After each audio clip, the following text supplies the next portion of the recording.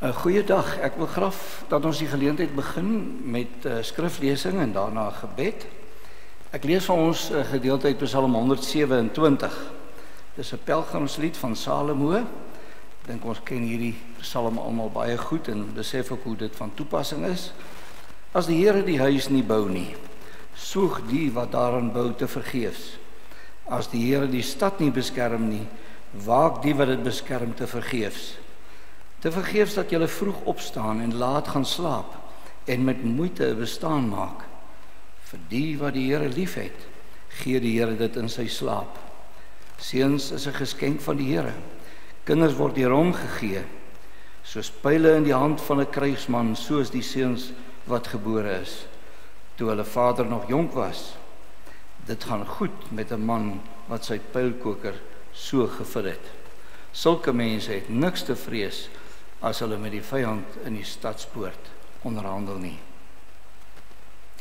'n Geswoeg en 'n gesweet en harde werk. Dis waarvan hier gepraat word.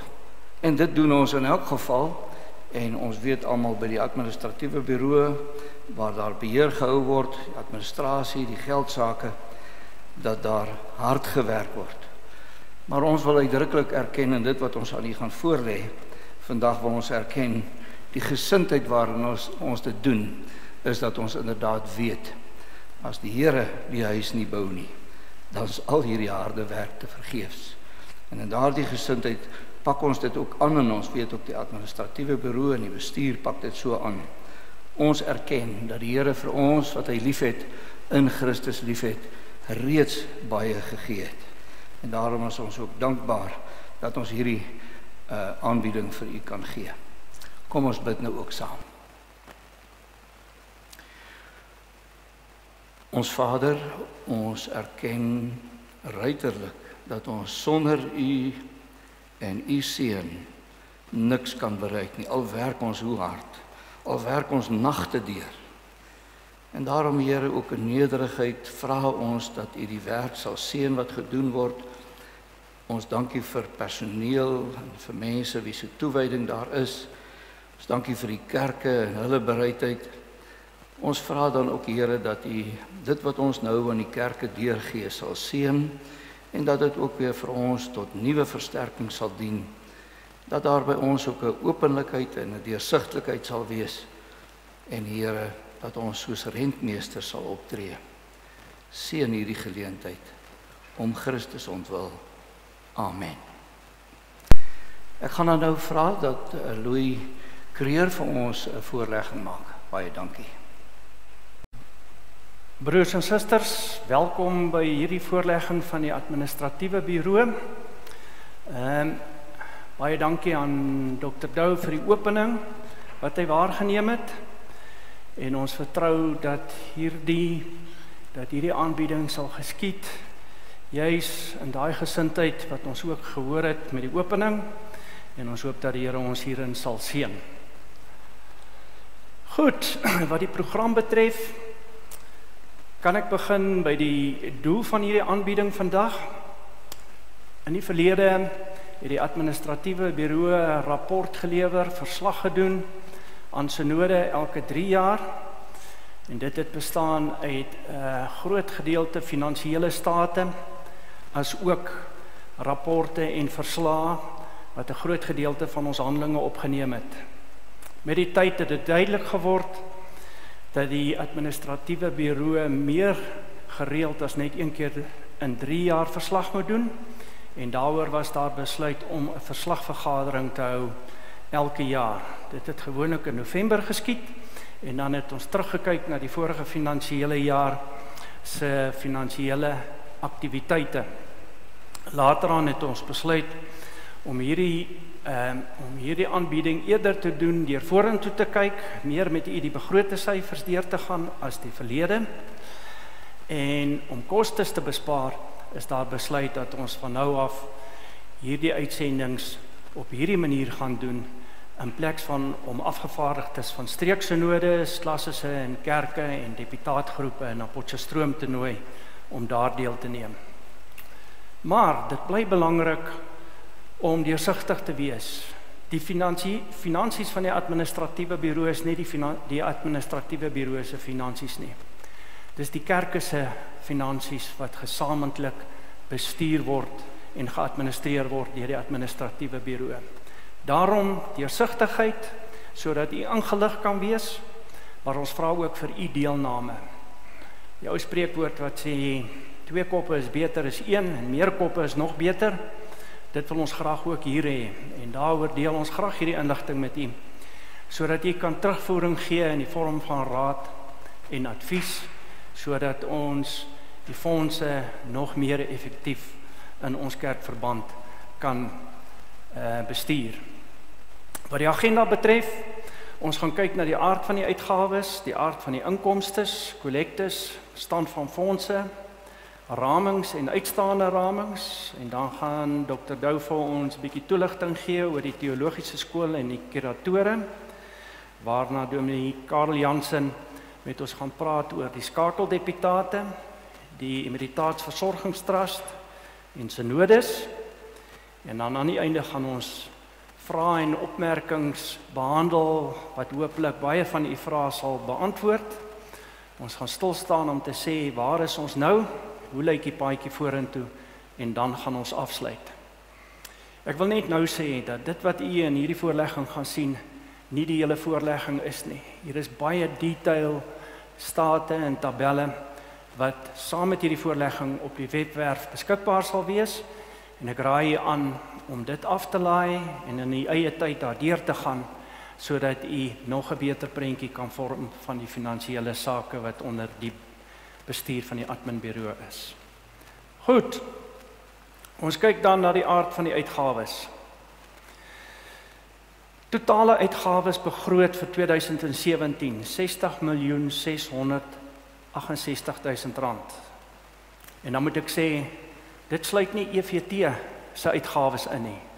Dit sluit ook nie SDDS se uitgawes in nie. Dis net die uitgawes wat onder die bestuur en beheer van die administratiewe bureau is. Van hierdie R60.668.000 word 44% vir versorging bestee aan ons emeriti en hulle afhanklikes, in totaal amper R27 miljoen.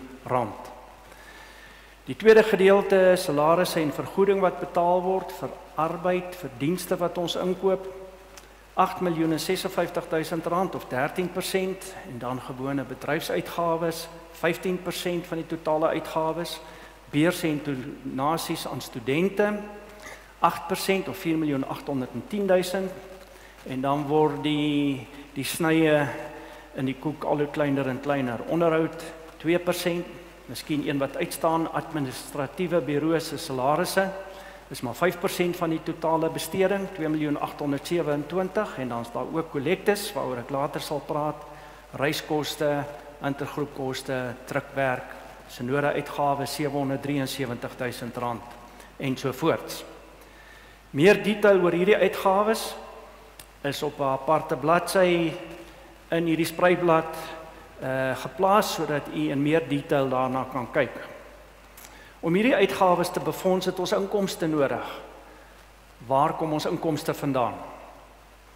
Totale inkomste begroot R54.884, en u sal dadelik vra, maar hoe kry ons dit reg om R60 miljoen se uitgawes te befonds as ons inkomste net R54.884 is?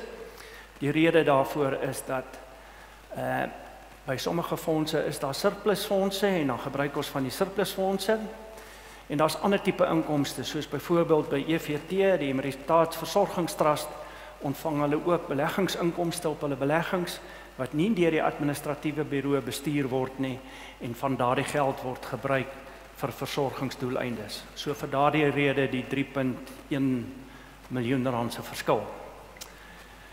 Bron van inkomste? Ja, ramings. 31 miljoen of 57% van ons inkomste kom uit ramings uit. 12% van donasies, skenkings, dis R6.488.000, en dan die surplusfondse wat ons belê by die bureau, 11% is R6.079.000, ander rente op daggeld is 8%, 4 miljoen, en dan verkope van tydskrifte en boeke, 3.075.000 rand of 6%. Kollektes wat ontvang word en wat na buite uitbetaal word, 3%, en dan intergroep hier ontvang en ander kleiner inkomstes. Weereens, vir meer detail oor hierdie inkomste, kan jy kyk na die aangehegte bladsy, wat dit vir een detail sal gee.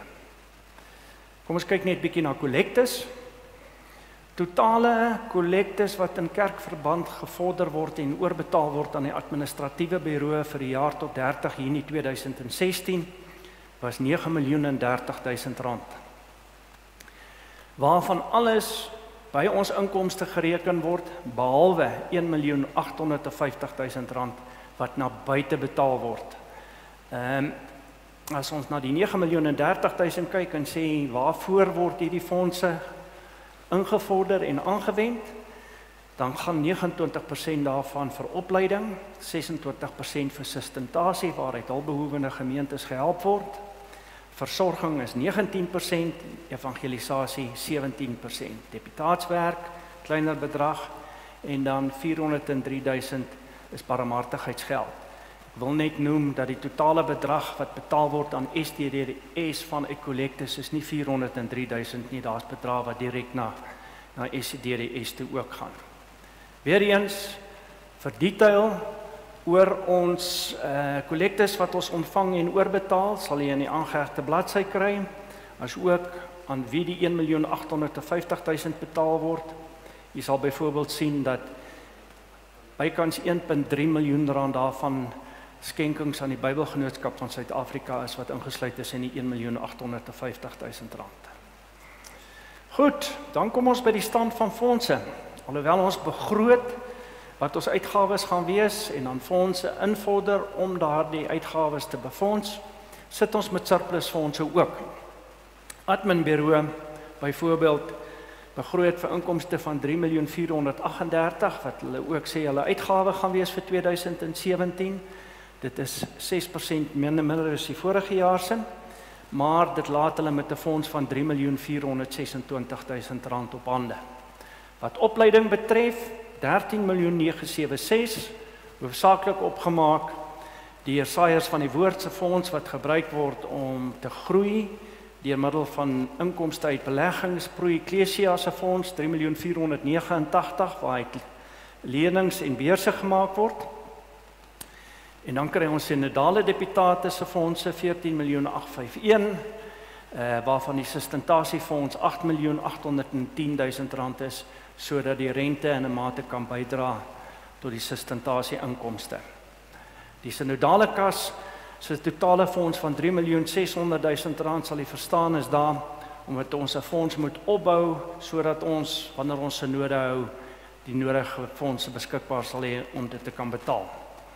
Dus, totale fondse onder ons beheer, wat op hande is, 33.878.000 rand. Goed. En nou kom ons by die woord wat seker die meeste gebruik word by die adminbureau, en dis ramings. Ek wens iemand wil 'n ander woord uitvind wat meer beskrywend kan wees as wat raming sê.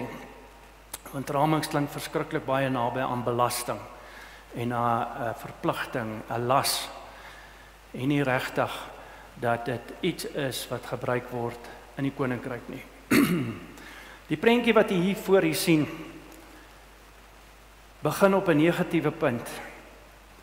Totale lidmate wat beleidende lidmate, taal wat gebruik word om ramings op toe te pas, 51.820, vorige jaar 53.390.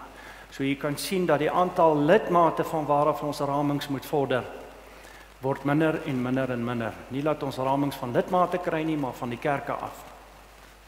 En dan sal jy sien hoe die totale ramings verhoog het oor die jare. Vir 2017 benodig ons 34.646.000 rand. As ons dit vergelyk met 2008, dan was die totale bedrag 20.183.000 rand. En so klim die ramings elke jaar. Met ander woorde, die tweede boodskap wat ons hier uitkry, behalwe vir verminderde lidmate talle, is dat die behoefte vir fondse word al hoe meer en meer. En dan breek ons dit op in die verskillende komponente. Jy sal sien dat versorging, die blou stafies hieronder, R402.59 per lidmaat, die styg elke jaar en dit is die geld wat gaan vir versorging vir EVT. Ek gaan later terugkom oor hierdie 402 wat 'n gemiddelde bedrag is, wat ons baie hoofbrekings gee. Dan vir opleiding, R150.000, is hoofsaaklik die teologiese skool se raming om professore te kan betaal. En dan ander is R69 en dan die R47 is die raming per beleidende lidmaat vir administratiewe bureau. Die detail van die ramings sal jy ook sien op aangehegte bladsy. Hier is detail van 2008 af. Maar as ons net na die laaste 2 jaar kyk, dan sien ons die volgende wat interessant is. Elke jaar neem die getalle met 3% af wat betref lidmate, soos ons al reeds vir u uitgewys het. Ons totale versorgingsfondse se raming, die 402, is met 21% op. Maar nou moet jy mooi oplet. Die 21% waarmee die raming op is van R332 na R402, gee nie vir ons 'n 21% verhoging in inkomste nie, want ons het minder lidmate. Daarvoor, daardie 21% verhoging in raming sal vir ons 'n 17% verhoging gee in die totale ramingsinkomste. Die SP het ek al reeds genoem, 'n 9% verhoging. Dr. Dou sal later 'n bietjie meer daaroor praat.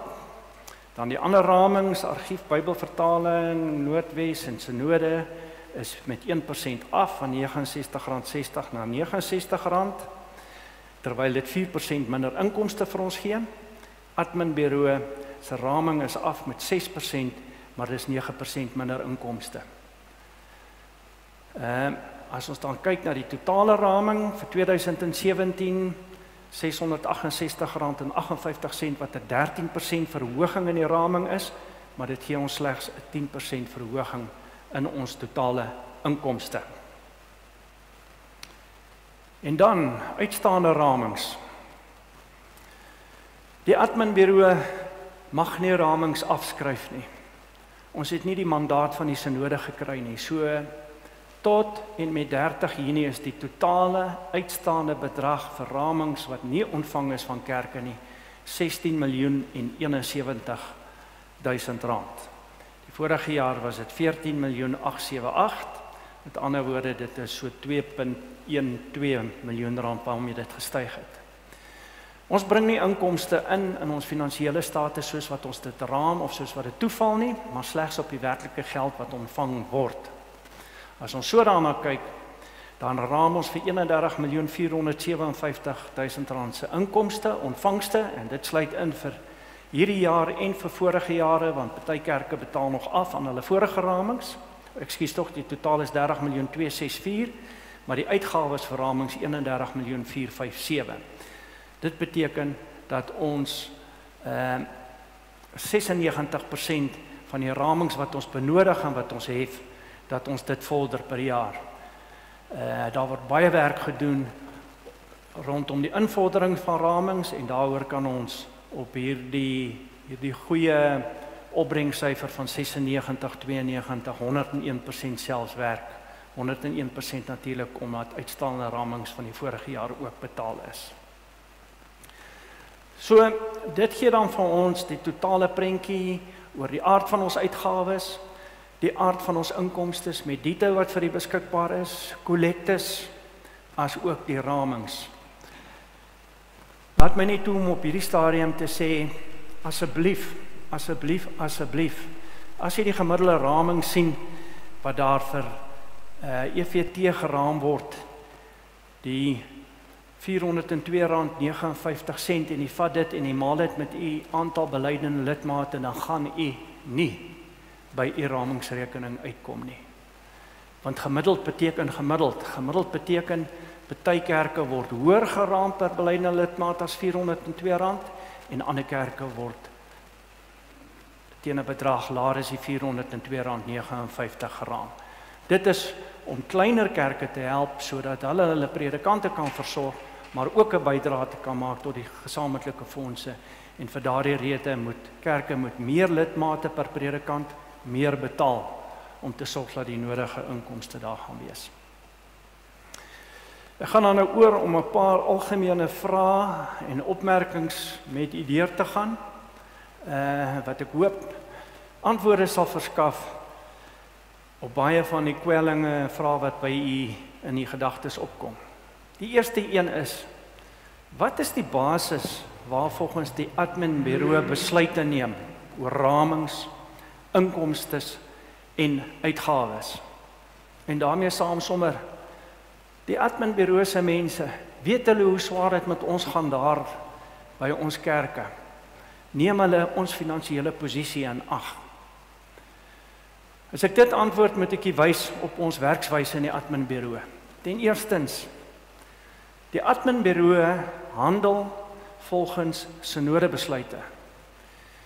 Die besluite en opdragte wat die synodes oor baie jare geneem het, word vervat in 'n reglement, en daardie reglement is die dokument waarvolgens ons kan handel. Behalwe vir dit, werk ons in oorleg met deputate. Nie na oorlegpleging of voor oorlegpleging en deur hulle net op jou einde in te lig van wat hulle mag uitgee en wat hulle inkomste is ensovoorts nie, maar met hulle. Daar word jaarliks baie tyd spandeer om 'n behoorlike detailbegroting op te stel, saam met deputate, saam met ander verantwoordelike groepe, om te sorg dat die finansies beheer word. Wanneer dit kom by die bestedings, is daar gereeld kommunikasie tussen adminbureau en die deputate om te verseker dat hulle nie oor hulle bestedings gaan nie, en as die inkomste minder is, om te kyk wat gedoen kan word, dat ons die nodige geld het, sodat 'n fonds nie in die rooi gaan, soos ons dit noem, met ander woorde, dat hy op die ou einde op ander fondse se finansiële bronne inteer nie.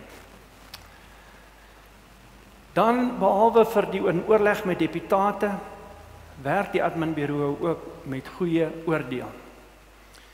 Die personeel wat by adminbureau werk, kan ek verseker, is kundige mense met groot vaardigheid, met groot wysheid en ervaring.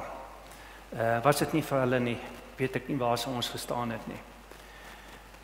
Die voltydse personeel, die word minder en minder, omdat ons meer effektief word, en daarom is die ramings wat aan die adminbureau betaal word minder, en styg het nie naaste by dieselfde as wat ander ramings mee styg nie. Behalwe vir dit hou ons as bestuur van die administratiewe bureau weekliks 'n bestuursvergadering, telefoonkonferensie en sogenaamde teamviewers, sodat ons almal op dieselfde bladsy is. Maar dit vat ten minste 'n uur elke week wat ons met mekaar hierdie sake bespreek, sodat ons almal op dieselfde bladsy is. Behalwe vir dit het ons kwartaallikse bestuursvergaderings, en dan wat nie hier staan nie, jaarliks kom ons by mekaar vir 'n strategiese werkswinkel om te beplan vir die jaar vorentoe. En dan in die jaar voor die synode, dan kom ons by mekaar om ons rapporte te finaliseer vir voorlegging aan die synode. Wat word gedoen om ramings te verminder? Ek kan nie verseker, jy weet nie daarvan nie, maar die hoeveelheid tyd en energie waarop daar ingegaan word om besparings mee te bring, is baie. Dit kan ek jy verseker. Ons verhoog ons effektiwiteit van jaar tot jaar, deur mooi te dink, om te sê, dit gaan nie net oor hardwerk nie, hardwerk ja, personeel werk baie hard, baie oortyd, maar ook om smart te werk, sodat ons daardeur kostes kan bespaar. En daardeur maak ons gebruik van tegnologie, soos wat hierdie ook nou 'n voorbeeld van is. Ons kry baie keer die vraag, of die opmerking, my ramingsrekening, ons ramingsrekening is nie reg nie, want julle gebruik heeltemal die verkeerde lidmaattalle as julle ramings bepaal. Al wat ons kan sê is, ons werk volgens die inligting wat in die almanak verskyn, wat deur kerke deurgegee word aan die almanak, en ons raam per belyne lidmaat. En dan maak ons ook gebruik van 'n glyskaal is deur die lede van die EFT vasgestel jare gelede, en in 'n vergadering, ek dink dit was 2007 of 2009 daar rond, het die lede by die ledevergadering besluit dat die glyskaal moet bly soos wat hy is en dat hy nie verander moet word om sommige kerke te bevoordeel en ander kerke dan daardeur te benadeel nie. Wat betref die totale bedrag wat EFT benodig vir ramings, adminbureau bepaal dit nie. Die trustees van die EFT, wat kundige mense is, in samewerking met aktuarisse bepaal daardie bedrag en hulle gee dit deur aan die administratiewe bureau en sê, adminbureau, dit is die bedrag aan ramings wat ons vir hierdie volgende jaar van julle af benodig. En dan praat ons oor die tarief en die glyskaal en die effek wat dit het op gemeentes, en dan word dit vasgestel in oorleg met die trustees. So jy kan dus sien, dit lê nie op ons weg om ramings af te skryf nie. Dit lê ook nie op ons weg om ramings te verminder nie. Ons mag dit nie doen nie. Hoe dit in die toekoms gaan werk, dit weet ons nie. Ons sal met graagte met u wil saamwerk om by 'n volgende synode met 'n aanbeveling te kom om te kyk hoe dit kan gebeur in plaas van om vir 3 jaar te wag en dan by 'n synode toestemming te kry om dit te doen. Goed, dan wat ons teologiese skool betref, die professore wat daar is, ek gaan vir Dr. Dou Breed vra om vir ons asseblief 'n bietjie meer toelichting te gee oor die effektiwiteit daar en die besinning rondom kostebesparings by die teologiese skool. Dr. Dou.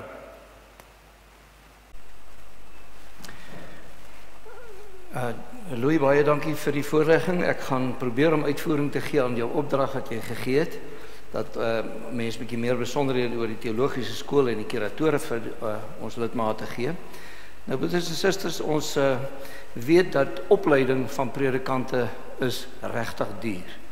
Ek het nou al by heelwat teologiese skole of seminariums gewees en ek besef wêreldwyd erken mense, maar kyk wat in Nederland gebeur, in Amerika, dit is regtig duur.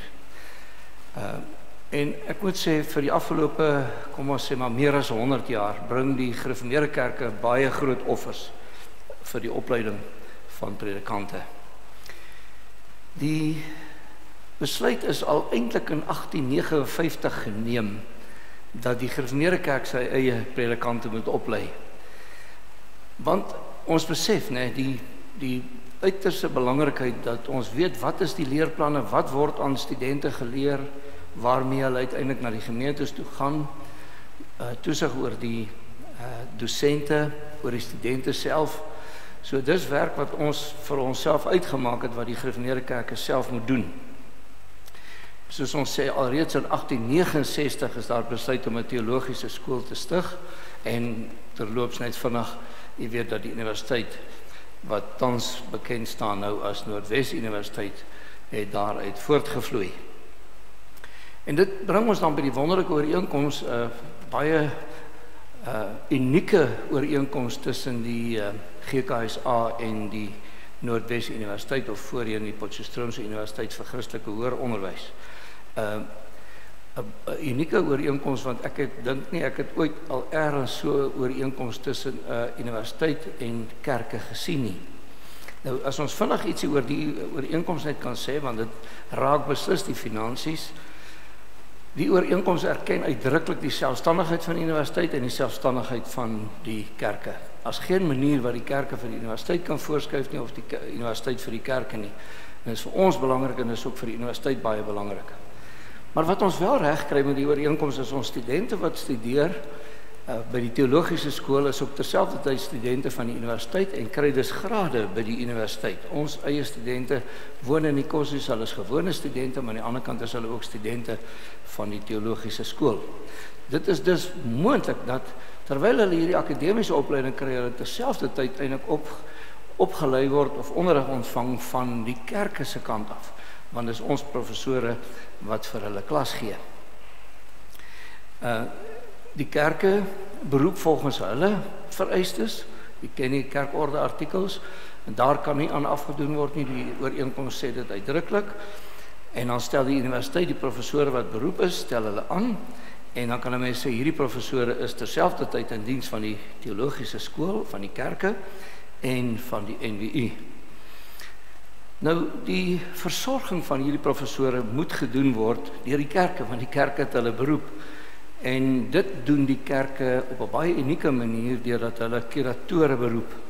Nou, ons weet die kuratore word elke 3 jaar reg voor die algemene synode by die streeksynodes aangewys. So dit is die kerke wat besluit wie is die kuratore wat die toesig sal hou oor die professore en die studente.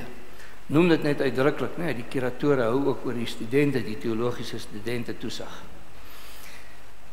Nou kan ons sê, kan ons nie ons professore verminder nie. Hoekom is daar so baie professore? Dit hoor ek nogal heel wat kere. En ek wil sê, dit is eintlik al vir baie dekades uitgemaak.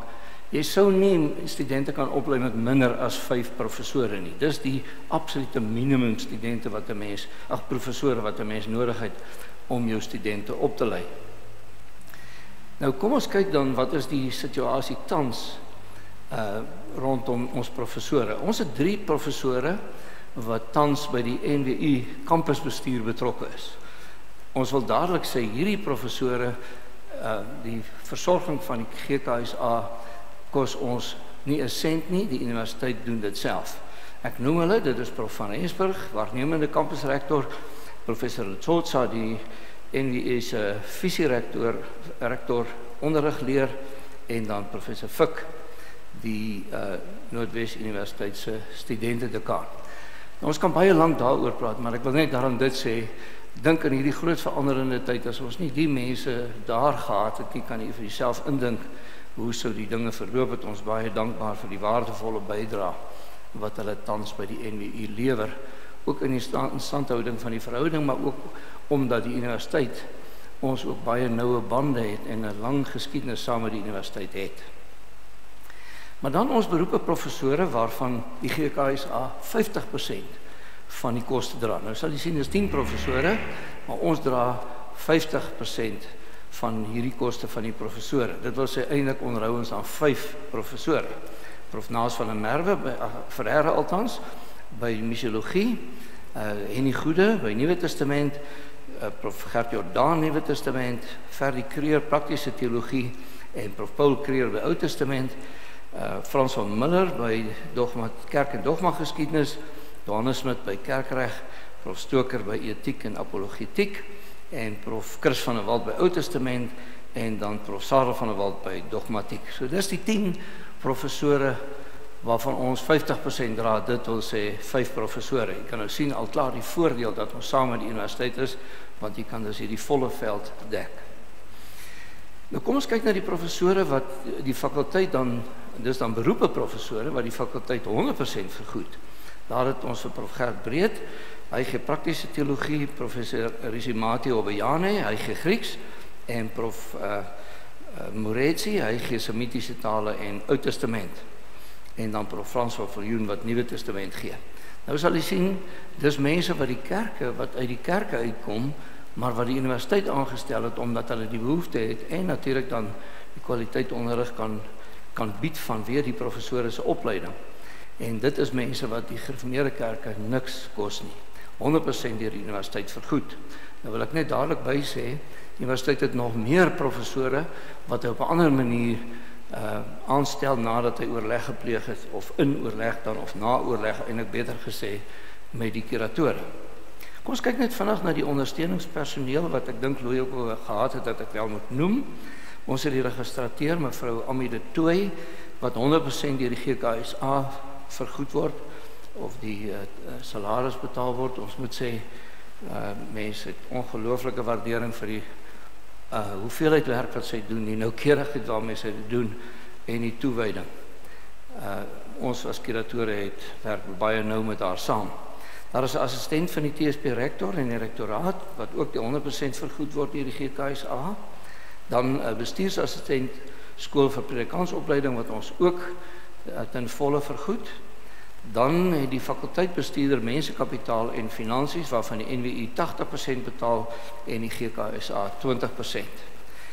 Die bibliothekaris, die NWI betaal net 33%, die GKSA 67%, en u weet wat 'n wonderlike biblioteek die Gereformeerde Kerke tot sy beskikking het, en natuurlik dan ook tot beskikking van die universiteit. Dan is ons nou 'n bietjie na 'n ander sy van die ondersteuningspersoneel gaan 'n bode en skoonmaker wat 100% gedra word, en ook 'n skoonmaker 100%. Kom ons kyk net vinnig na die studente. Wat die kandidaatstudente betref, is daar 71 kandidaatstudente. Kandidaatstudent 1, die eerstejaars met ander woorde, is daar 13, tweedejaars is daar 9, derdejaars is daar ook 9, vierdejaars is daar 6, vyfdejaars 9, en die sesdejaars is daar 11 studente. Die studente van die GKSA wat via Dokenda studeer, ek weet nou van Dokenda, inisiatief van sakemanne wat aan saam met die kuratore gewerk het en nou saam met baie kerke werk, en waar daar studente dan via Dokenda vir al hulle eerste 3 jaar studeer. Daar is dus GKSA studente wat dit met toestemming van die kuratore doen, omdat hulle nie Potchefstroom toe kan gaan nie. Baie van hulle studente wat werklik uit arm gebiede uitkom en wat party alreeds besig is om in kerke diens te doen. 14 van hulle. Ander studente wat ons vandag noem, net laat hierdie getalle ook kry, en daarbij is ons professor dan eintlik in diens en lewer hulle wonderlike diens, die wat beroep is, of tenminste wat ons 100% dra, die wat ons 50% dra, en die wat beroep is, en die universiteit betaal hulle voltyds. Voorgraads 286, honneurs 117, M-studente 35, en kyk net na die getal PhD-studente 100. Daarmee saam moet ons dan net noem, daar is 323 studente actief met afstandsonderrig besig, dis dan voorgraads en honneurs, en net so terloops, Dokenda, se oopleersentrums wat by hulle studeer, is daar meer as 40 studente. Ek dink is nou die getal is omtrent 46 studente, en dit sal volgende jaar redelik sterk verhoog. Studente wat eintlik die GKSA nie 'n sent kos nie, hoewel dit GKSA studente is. Nie al 46 moet ek daarby sê. Kom ons kyk dan net, en dit is wat Louis ook gevra het, dat ons moet noem oor besparing en begrotingsbeheer. Ons sal sê die traktement van die professore is die grootste bedrag wat natuurlik kom uit ons begroting, die kuratore se begroting, uitgawes. U sal ook sien, dit is 'n groot bedrag. As ek reg onthou, Louis, is dit omtrent 1/5, jy net nou gesê 1/5, as jy gaan kyk na dit wat Louis voorgelê het, 1/5 van die totale begroting, of die raming wil ek sê, die 1/5 van die raming. En die vraag wat ons as kuratore aan mekaar vra, en dis vraag wat ons uit die kerk ook kry, is dit 'n billike raming, billike traktering van ons professore? En ek is nie aan my gemoed regtig gerus daaroor dat ons professore reg trakteer nie, hoewel dit die kerk baie geld kos. As ek gaan vergelyk, elke keer as daar 'n professor beroep word, is dit werklik waar gespook om finansiëel die professor daar gehuisves te kry, en dit met al die voordele wat predikante het en ons professore nie het nie, is dit werklik waar 'n groot probleem baie keer vir professore. Ek wil amper sê elke keer vir 'n professor wat beroep word en daar bevestig word teenoor wat hy getrakteer is. Ons werk daaraan, ons probeer ook, gemeentes het al voorstelle gemaak, maar dis regtig nie maklik nie. U sal ook weet, om nou te vra ons met dit nog verhoog sou by die kerke 'n baie slegte impak hê. Ons sê net, die ongeluk is met traktemente is, en dit weet elke gemeente, jy kan niks daaraan doen nie, kuratore kan niks daaraan doen nie. Dit is 'n vaste saak, en jy kan nie sê ons gaan nie die traktering verhoog, sê nou maar elke jaar met 'n sekere persentasie nie. Kom ons kyk 'n bietjie nader na die reis- en verblyfkostes, en dan wil ek veral praat oor die kuratore se koste. Dit is 'n baie groot deel van die kuratore se uitgawes, hierdie reiskostes. Die kuratore vergader 2 keer per jaar, hier in Junie maand en dan weer in November maand. En al hoe ons agtergekom het ons wel sou kan bespaar, want dit gaan nou in 'n groot mate oor reis en verblyf, né? Daar's mense wat van ver af kom, uit die Kaap uitkom, uit Mpumalanga, uit die noorde uit, en uit Namibië uit. En elke keer is dit 'n geweldige bedrag. Ek wil nie eers die bedrag noem nie, u sal dit kry by die besonderhede wat op die internet gaan kom. En al wat ons gedink het wat ons wel kan doen as kuratore is dat ons kyk na 'n ander manier van vergader. Ons is dankbaar om te sê dat Dokenda vir sy uitsendings of die universiteit se uitsendings dan eintlik 'n ateljee opgerig het in die teologiese skool wat nog aan Dokenda behoort, maar wat die universiteit of ten minste die teologiese skool kan gebruik. En nou wil ons dit ook gebruik vir 'n vergadering, 'n kuratorevergadering. Ons gaan nou net, ek wil nie sê 'n skynvergadering, want ons gaan wel besluite neem, maar ons gaan kyk of ons daarin kan slaag om op die manier sonder 'n oog-tot-oog vergadering te kan vergader.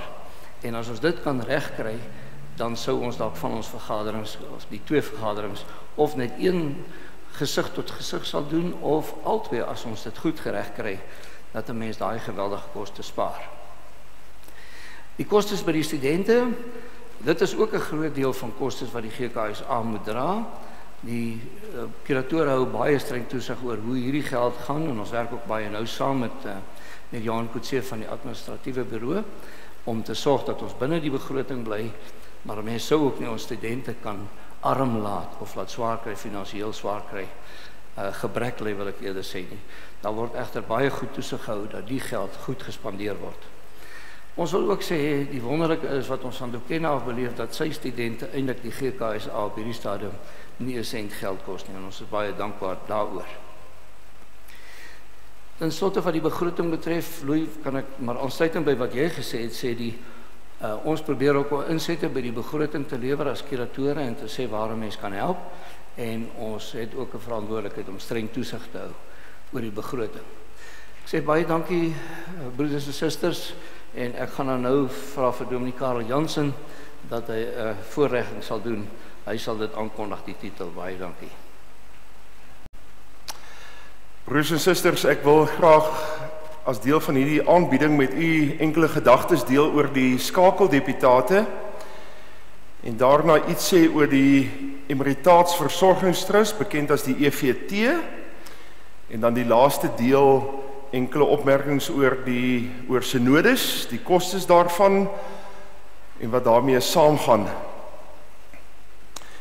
Wat die skakeldeputate betref, kom die opdrag uit Synode 2009, wat u sal vind in die Handelinge van 2009 vanaf bladsy 285. Die hoof fokus van die skakeldeputate se opdragte is algemene skakelwerk tussen die administratiewe bureau en die plaaslike kerke.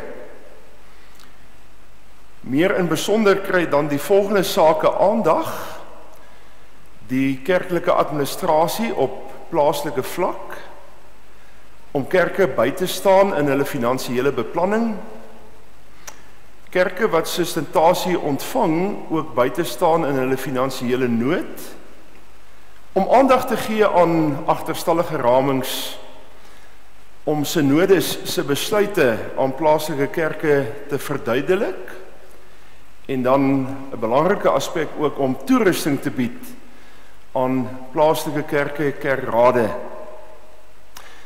As ek 'n bietjie meer prakties iets mag sê, 'n handleiding is saamgestel oor verskeie kerklike administratiewe aangeleenthede, en die handleiding is beskikbaar op die GKSA webwerf, bekend as GKSA Byderhand. Dit gee onder andere riglyne oor vergaderingprosedure, wat is nodig en wat moet gedoen word as 'n predikant beroep word, of as 'n predikant sou emeriteer,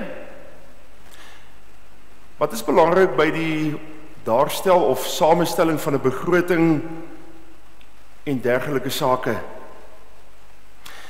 'n tweede praktiese is dat 'n handleiding saamgestel is en is ook op die GKSA webwerf beskikbaar om kerke plaaslik te help om hulle kommunikasie na binne, dit wil sê binne die gemeente, en ook na buite, om dit te kan bevorder.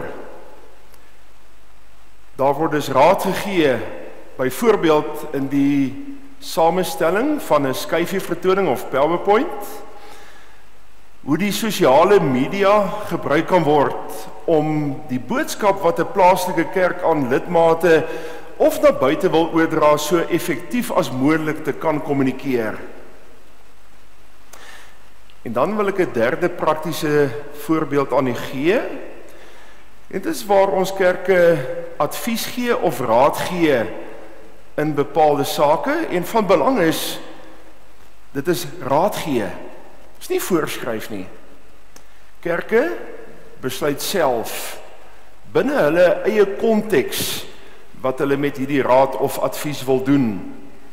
En as ek dalk net hierin 'n voorbeeld of twee mag gee, om 'n gemeente raad te gee om sy inkomstebronne te vergroot, veral as dit gaan oor kerke in die platteland, en hulle dus te doen kry met die ontvolking van die platteland, en tog wil voortgaan met bediening van die woord, raad gee oor alternatiewe bronne, meer volhoubare inkomstebronne, sodat die bediening van die woord ook volhoubaar kan wees.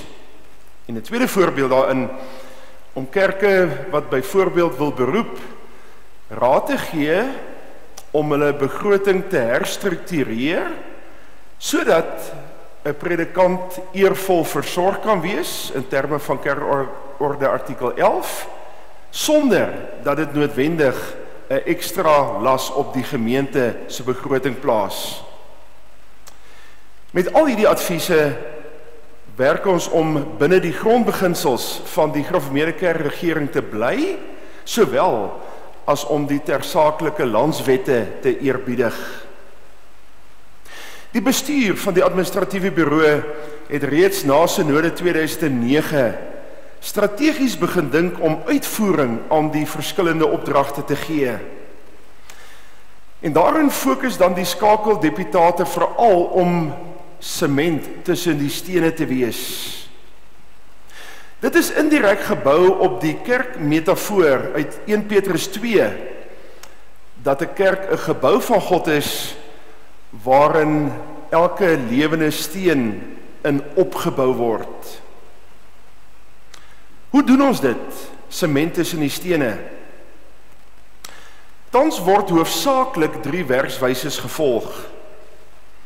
Die eerste is werkswinkels by plaaslike kerke of in streke, volgens die aanvraag of behoefte, waar tydens dan die volgende aandag kry, veral ramings, om die besluite wat kerke saam in synode geneem het, vanaf 1876 te verduidelik, en hoe daardie besluite dan 'n bepaalde finansiële impak en uitwerking het, soos dit dan in die ramings na vore kom. 'n tweede wat ons doen is om opleiding te gee, byvoorbeeld in vergaderingprosedure, die hou van notules, administratiewe stelsels, begrotings, boekhouding, sodat plaaslike kerke nie net ordelik funksioneer nie, maar ook optimaal kan funksioneer. Die derde is kommunikasie. Kommunikasie wat ons veral deur tegnologie aan kerke kommunikeer. Ons het almal bewus geword dat die gewone posstelsel nie meer so effektief is nie, maar dat ons juist dus ook onder andere van voorlegging soos hierdie gebruik maak, maar ook e-poskommunikasie om besluite van die bestuur van die administratiewe bureau aan al die plaaslike kerke deur te gee, sodat die kerke plaaslik op hoogte kan bly van wat aan die gebeur is en nie 3 jaar hoef te wag voordat die bestuur met 'n volgende rapport na die synode kom nie. Ons staan egter voor bepaalde uitdagings. Die grootste van hierdie uitdagings is dat van die kommunikasie en dus die inligting nie altyd by lidmate tuiskom nie. Dit bring ongelukkig mee dat lidmate in baie sake oningelig bly, met 'n negatiewe gevolg dat 'n persepsie gevorm word of persepsies gevorm word, veral met betrekking tot die administratiewe bureau. En daarom bly die bestuur en ook die skakeldeputate voortdurend aan die werk om te kyk na alternatiewe, beter vorme van kommunikasie, sodat daar op 'n sinvolle wyse die noodsaaklike inligting by alle lidmate kan tuiskom. Die tweede saak waarin ek vir 'n kort tydjie of 'n paar oomblikke aandag wil gee is EVT, of dan terwyl die Emeritaats Versorgingstrust. Hierdie het sy oorsprong in 1876, veral met die hulp wat destyds benodig is deur die Gereformeerde Kerk Leidenburg. En dat uit daardie betrokke nood kerke toe 'n besluit geneem het om mekaar te help te ondersteun, veral in die versorging van emeriti.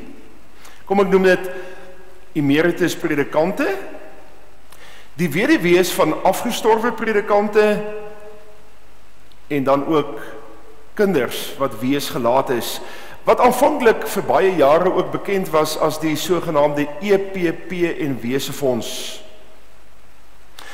Deur die loop van jare van bykans 140 jaar het die kerke saam in synode besluite geneem rakende hierdie fonds. Met die fokus eerbare, eervolle versorging van emeriti, kerkorde artikel 13 en 20. En enige een sou tot die gevolgtrekking kon kom dat van hierdie besluite baie goed was, of dat van die besluite geensins so goed was nie. Maar dan moet ons ook die kontekste verstaan waarin die besluite deur die jare geneem is. Daar is dus besluit om hierdie EPP en Wesefonds in 'n trustfonds te omskep, bekend as die Emeritaats Versorgingstrust.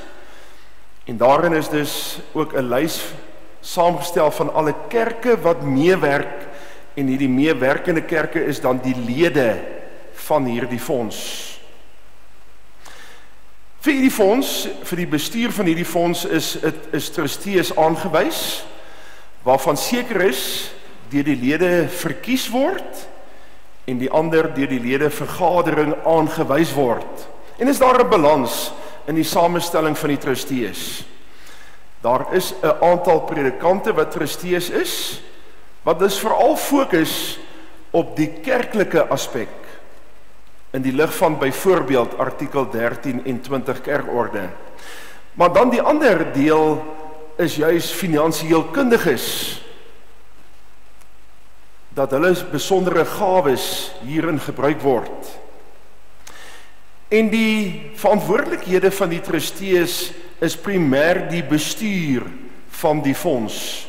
Byvoorbeeld beleggings, die opbrengste op beleggings, die verpligte uitgawes, en dan om aanbevelings te maak aan die lede vir die versorging van die emeriti. Maar ons moet goed verstaan dat die Emeritaats Versorgingstrust is 'n versorgingsfonds of 'n hulpfonds waarin ons as kerke mekaar bystaan, mekaar ondersteun, mekaar help om ons emeriti te versorg. Die ledevergadering bestaan dus uit die meewerkende kerke, ons help mekaar. Die belangrike wat ons graag nou onder die aandag sal wil bring is dat die fonds vir die versorging van ons emeriti tans onder geweldige druk verkeer. U het dit ook uit Louis se voorlegging gehoor, dat die ramings hiervoor met 21% moet styg, om uiteindelik 'n 17% verhoging te kan genereer. En dat die ramings vir EVT ongeveer 2/3 uitmaak van alle ramings. Die trustees is baie deeglik bewus van die werklikheid en werk ook saam met die bestuur, en daar is wederwysige wisselwerking om die uitdagings wat vir ons voorlê aan te spreek. Van groot belang is dat kerke die lede dus wel die ledevergadering sal bywoon, omdat ons gesamentlik verantwoordelikheid aanvaar het, wil ons ook saam met mekaar werk om vir probleme oplossings te vind, om kreatief te wees met die uitdagings wat vir ons voorlê, en saam toegewyd op nie toegewyd te wees in ons liefde vir die Here, wat vir ons ook bediening voorsien en daarin dus ook ons liefde vir ons emeritus predikante, ons dienaars wat vir baie jare gewerk het. En u sal nou opmerk met die eerste oproep wat uitgestuur is, dat ons ledevergaderings in streke beplan, juis om die uitdagings, veral ten opsigte van reiskoste, op die mees effektiewe wyse aan te spreek. Die laaste saak waarin ek u aandag vir 'n oomblik gaan vra, is oor synodes, kostes, toekomstige besparingsmoontlikhede. Miskien wil ek so begin om te sê, wat synodes betref geld die uitdrukking, dit neem nogal tyd om 'n groot skip om te draai. Daarom byvoorbeeld dat die deputate algemene synode al vir 'n geruime tyd besig is om alternatiewe te soek en aan alternatiewe te werk om die koste van synodevergaderings te verminder. En ons is dankbaar teenoor die Here wat die tyd, die kragte, die kundigheid, die energie gee, dat ons dit vir die afgelope 2 synodes ook kon doen. Maar hou in gedagte dat die ramings vir synodes 'n klein deeltjie vorm van die totale ramingsbedrag. Dit neem egter nie die verantwoordelikheid van die deputate weg om in sowel die groot dinge as in die klein dingetjies verantwoordbare bestuurders van die eiendom van die Here te bly nie. En dus spaarsamig te werk te gaan nie. Daarom dat ons met die laaste 2 algemene synodes, die synode van 2015 en die buitengewone algemene synode 2016, al hoe meer fokus om die tegnologie in te span en het u dus opgemerk dat die agendas elektronies versprei word, wat vir ons ongeveer 'n R34.000 besparing in drukkoste meegebring het. En dieselfde gebeur nou vanaf die volgende synode, dit is die beplanning ook met die handelinge van synodes. Elektroniese verspreiding en dus ook beskikbaar op die GKSA webwerf. Dieselfde roete wil ons volg met al die onderskeie deputategroepe. Al meer die tegnologie gebruik vir vergaderings, soos wat die bestuur tans al hoe meer doen, om 'n besparing en 'n groter besparing, 'n groter wordende besparing teweeg te bring, veral ten opsigte van reiskoste wat nogal 'n beduidende uitgawe is. Daarom neem ons dit stap vir stap, met veral die doel om almal in die proses saam te neem. En miskien lyk ons synodes oor 6 of 9 jaar totaal anders. Nie bloot om anders te wees nie, maar om meer effektief in ons vergaderings te wees en ook die middele wat aan ons sorg toevertrou word, meer effektief te bestuur. Ek wil hiermee afsluit. 'n Hartlike uitnodiging aan u almal om met ons kontak te maak. Ons sentrale kontakpunt is die administratiewe bureau. Van daar af sal wat ook die navraag betref en wat die inhoud van 'n navraag betref en die doel van 'n navraag betref, sal dit na die onderskeie verantwoordelike persone verwys word, wat so gou as moontlik, en ons poog om 'n 48 uur omdraaityd te hê, wat dan sal reageer op die navraag om antwoorde te gee, raad te gee, of as u dan graag 'n besoek wil hê, dit ook aan u te bring. Ek dank u. Broers en susters, dankie aan Dou en aan Karel vir hulle toelichting wat hulle gegee het. Net so mooi en goed soos wat 'n predikant dit kan doen. Die vraag is, waar staan ons nou? Ons het nou insette gelewer en vir u 'n voorlegging gemaak met die hoop dat u 'n bietjie meer sal verstaan van wat die finansiële aktiwiteite en die posisie van die finansies is in GKSA, maar die vraag is, waar staan ons nou? Kortliks kan ek dit soos volg saamvat. Ten eerstens, ons dank die Here daarvoor, dat hy die nodige middele en gawes en mense gee, om ook in hierdie deel van sy koninkryk te werk, naamlik in GKSA. Tot op hierdie stadium was die nodige fondse beskikbaar gewees, sodat ons kon voortgegaan het met die werk. Ons weet dat die getalle word minder en minder, en ons hoop dat daardie gedeelte van die grafiek op 'n stadium weer sal begin groei, as gevolg van deputate vir kerkgroei en opleiding, dat daar regtig vrug op hulle arbeid sal wees. En ons weet ook dat die behoefte aan finansies ook nog steeds sal groei. Dis waar ons staan.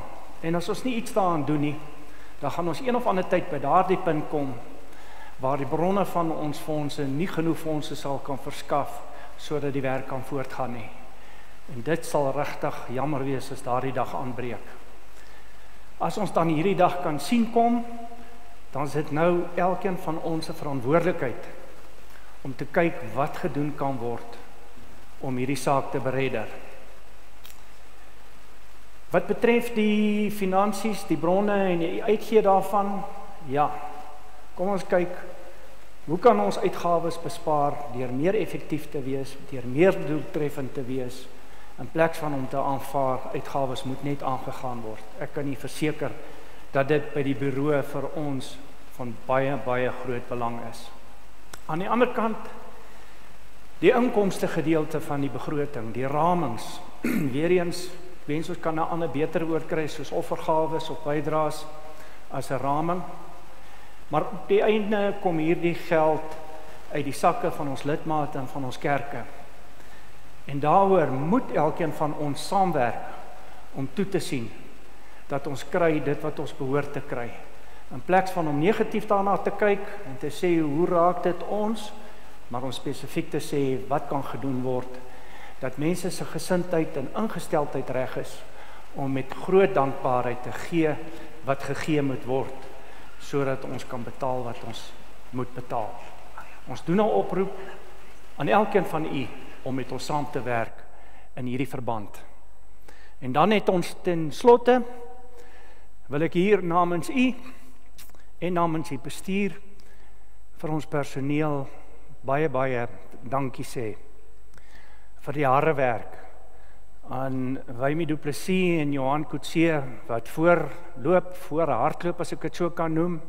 Hulle word nie moeg nie, hulle gaan net aan met die res van hulle personeel.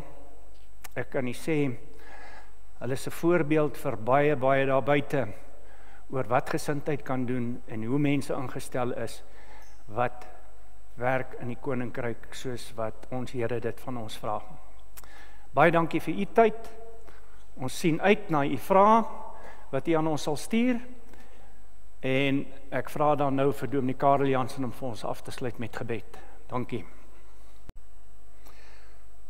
Broers en susters, kom ons sluit hierdie voorlegging en hierdie geleentheid met gebed af. Ons Vader, deur Jesus Christus het u ons aangeneem as u kinders. Ons is u kerk en u gebruik ook die vergelykende beeld van bruidegom en bruid. Terwyl ons in hierdie bedeling is ons as u bruid voorbereidend besig vir die bruilofsfees wat u sal laat aanbreek. En ons weet,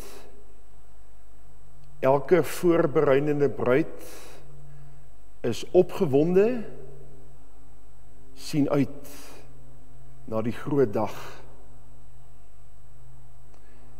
Maar ons weet dus daarmee saam gaan baie voorbereidings gepaard, baie energie word gevra, selfs ook groot onkostes word aangegaan.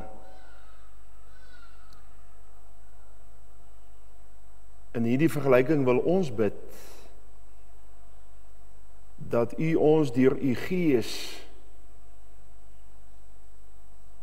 energiek sal laat wees, plaaslik en saam met mekaar in kerkverband. Dat u ons opgewonde sal maak. 'n Opgewondenheid wat na vore sal kom in die manier waarop ons werk, maar ook die manier waarop ons opofferings maak. En dat ons, terwyl ons die werklikhede deeglik verreken, ook opgewonde mag bly en uitsien na hierdie groot feesdag. Ons kyk op na U, want ons weet, U bestuur alles. U sorg vir almal.